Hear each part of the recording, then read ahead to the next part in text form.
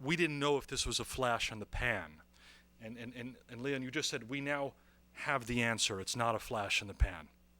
Actually, we have no idea whether or not it's a flash in the pan.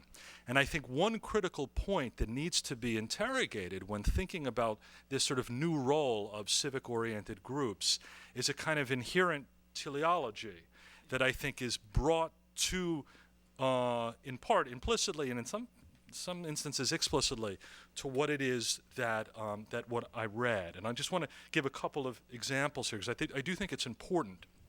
You cite Mike McFaul twice, in fact. Michael McFaul, current U.S. ambassador to Russia, is cited twice for a piece from, I think, '06, in which he talks about Russia's capacity or potential to approximate the Western paradigm.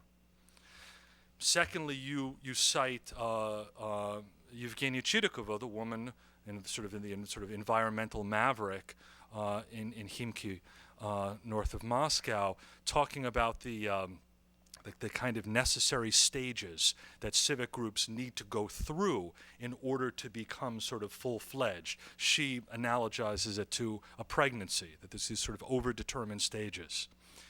Now, I sort of balk at both of those notions, frankly. And I think it's important for us to be a little bit careful when we think about the Russian condition today in terms of the civil society landscape. And many hats off to you, Leon, for this 3.5-week trip from Vladivostok to Kaliningrad. It reminded me of the great sociologist Michael Buravoy, who whenever he did field work, whether it was in Budapest or Vorkuta, north of the Arctic, or Chicago, he always spent sort of 6 months working in the factory beforehand and learning the language. And this is what real political sociology is about, this kind of impressive field work that you and Dan accomplished. But I want to caution against thinking about any sort of necessary consequences of what you saw, because I think the jury is out,